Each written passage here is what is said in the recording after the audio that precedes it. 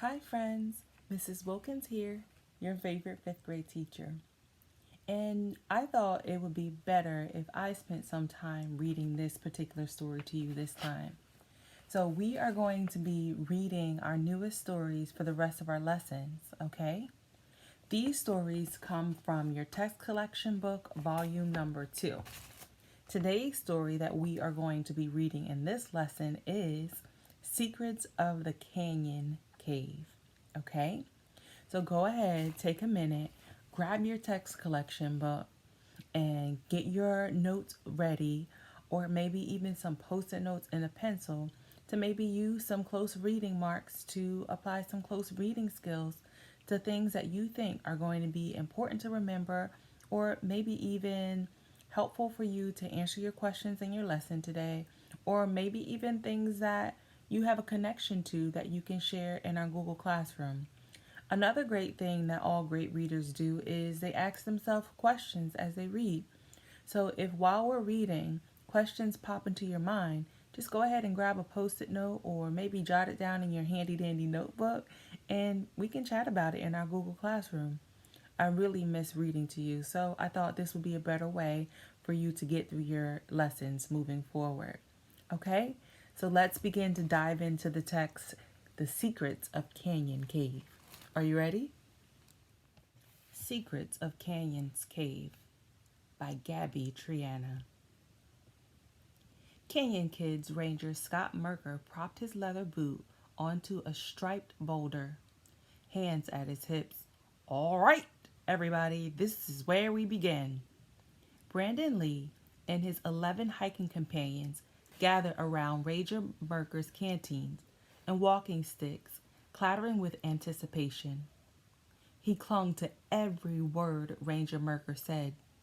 I must win this scavenger hunt, thought Brandon. He was tired of always coming in second or third place to Derek Sweeney. You've already received your item list, and you have assigned your partners, right? Ranger Merker asked. Everyone nodded and smiled at their partners.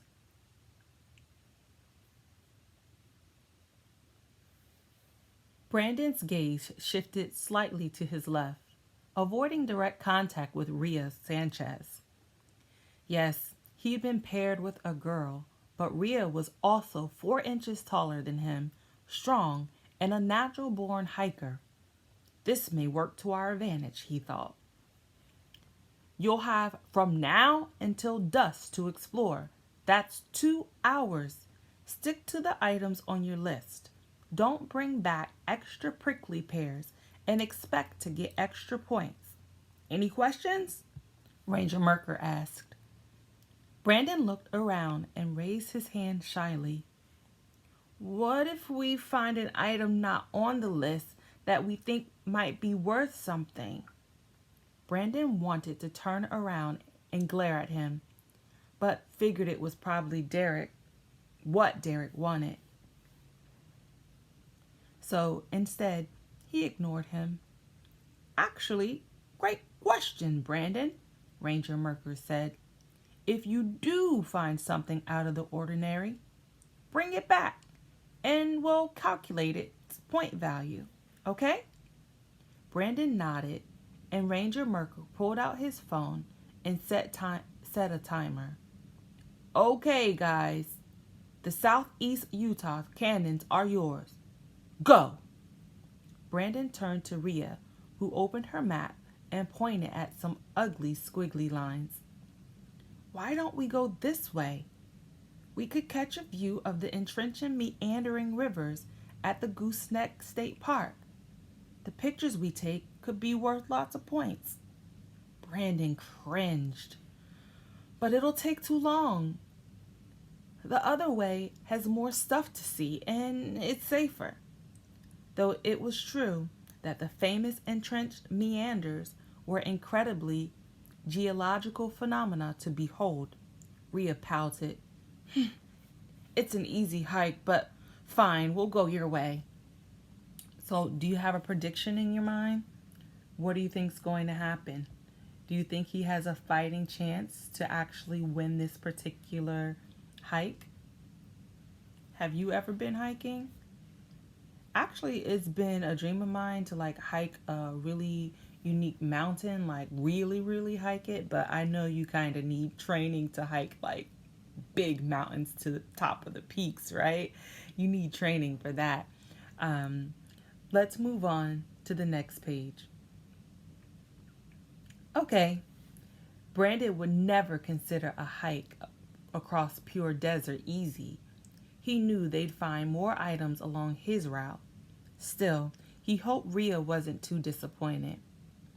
They headed west underneath the clear blue skies, picking up samples of snakeweed and black brush, and snapping photos of cottontails and prairie dogs. There was something about walking in the wide open desert air, surrounded by rock formations older than itself. I'm going to read that sentence again. There was something about walking in the open, wide desert air, surrounded by rock formations older than time itself. That reminded Brandon of how explorers Francisco Vasquez de Coronado must have felt while searching for the 7 golden cities of Cibola. Immensity, solitude, in unison with nature. In a word, incredible. After about an hour, it was time to start heading back, but then Brandon spotted it, a thunderhead looming on not too distant horizon. I thought it didn't rain in the Canyonlands, he said. It does in the summer, Rhea said, but it's usually over quick. Let's find a place to hide. Brandon couldn't believe their luck. Not that he was afraid of a thunderstorm, but it was getting extremely close to dusk. Go that way. He pointed to the sandstone cliff sloping down into the canyon. Maybe we'll find cover on the other side. I feel like this is a climax, that something is getting ready to happen. It's raining. They're going off the beaten path, and now they have to find some shelter because it's pouring. Let's see. Spikes of cool air and strong wave of humidity hit them. The burning sun disappeared behind massive dark clouds. They kept close to the cliff, close enough to examine the colored layers of rock that dominated the formation. Like bottles of sand art he made when he was in preschool, only thick sheets of burnt orange, sand, and cream. What do you notice me doing when I get to the commas? I stop, I pause, and I take a break. The wind picked up strong gusts. Soon, biting pellets of heavy rain pelted. Ooh, it said biting pellets of heavy rain pelted them. That probably meant like it was raining so hard it like stung when it hit their skin. Rhea shrieked, and Brandon urged her to move faster. A crack of thunder boomed across the canyon, but a minute after the rain began falling over the dry, rocky landscape, they slipped into an opening in the cliff. I'm soaked. Rhea pulled her wet clothes away from her skin. Me too. Lucky that we found this place, he said, his eyes adjusting to the dark inside. As soon as they did, he stopped cold at what he saw. A long wall stretching about 20 feet in either direction. Above them, the cliff served as a ceiling, and a long opening they just ducked through was a wide window exposing a canyon below them. A canyon below them, not a cannon. A canyon below them. In front of them, Brandon stood face to face with brown and red markings on the walls. No way, he whispered. Others had been here before them. Way, Rhea whispered back. Brandon stood there, mouth agape. A cave dwelling. He'd read about these spaces hidden inside cliffs in the Four Corner regions. But was it ancient? Rhea, this might actually be an old Anasazi cliff dwelling. They were the ancient Pueblo Indians, and he looked around and wondered, they did stuff like this. How can we know for sure? We can't, but let's start taking pictures and to show Ranger Merker what we when we get back. Rhea smirked. I don't think we're going to get back anytime soon, Brandon. That storm looked pretty bad. Maybe we should call them and let them know we're stuck out here. Dun dun dun dun. Stuck.